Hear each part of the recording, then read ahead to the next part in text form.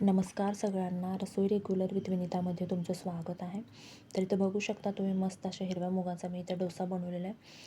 तर रविवारच्या सकाळच्या नाश्त्यामध्ये मी हा हिरव्या मुगाचा डोसा बनवलेला. खायला एकदम चवदार लागते आणि पौष्टिकसुद्धा आहे हा डोसा.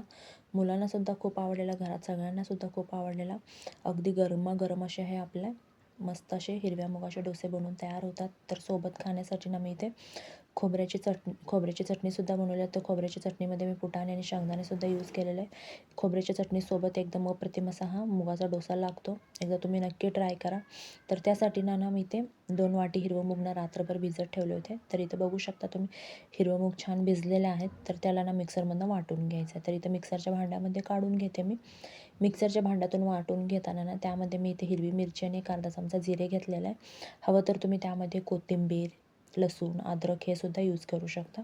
तर इथे मी फक्त हिरवी मिरची आणि जिरे घेतलेले आहेत आणि थोडं थोडं पाणी ॲड करून अशा पद्धतीने मी इथं एकदम बारीक असं त्याचं पेस्ट बनवून घेतलेलं आहे. बघू शकता तुम्ही छान असं हे एकदम बारीक असा आपला हा पेस्ट बनवून तयार झालेला. अशाच पद्धतीने मी सर्व मुगाची डाळ मिक्सरमधनं वाटून घेते. तर इथं बघू शकता तुम्ही पूर्ण असं हिरवं मूग मी इथं वाटून घेतलेलं आहे.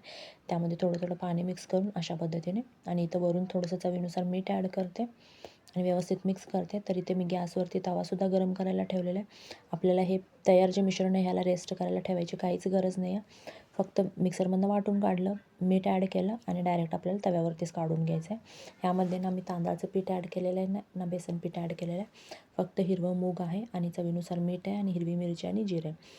तर मिक्सरमधनं वाटून झालं की आपल्याला रेस्ट करायला ठेवायची काहीच गरज नाही आहे. मिक्सरमधनं वाटून झाल्यानंतर आपल्याला डायरेक्ट तव्यावरतीच काढून घ्यायचं. अशा पद्धतीने इथे तव्यावरती छान गोलाकारामध्ये पसरून घ्यायचं आहे. बघू शकता तुम्ही छान असे ना कुठं तुटलेलं आहे ना कुठं फाटलेलं आहे. पलटून घेताना सुद्धा ना तुटणार नाही आहे हा डोसा, ना फाटणार नाही आहे. एकदम आपल्या हिरव्या मुगाचा पौष्टिक असा हा डोसा बनवून तयार होतो.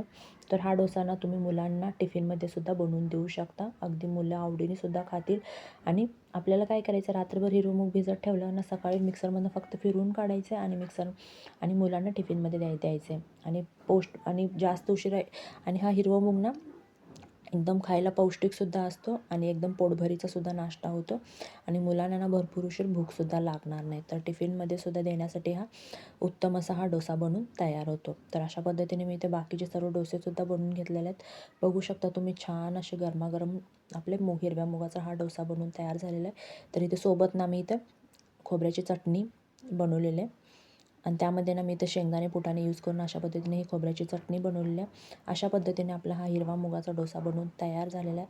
कसा वाटला तुम्हाला ह्या रेसिपीचा व्हिडिओ? जर व्हिडिओ आवडला असेल तर व्हिडिओला लाईक करा आणि भरभरून सबस्क्राईब करा. धन्यवाद.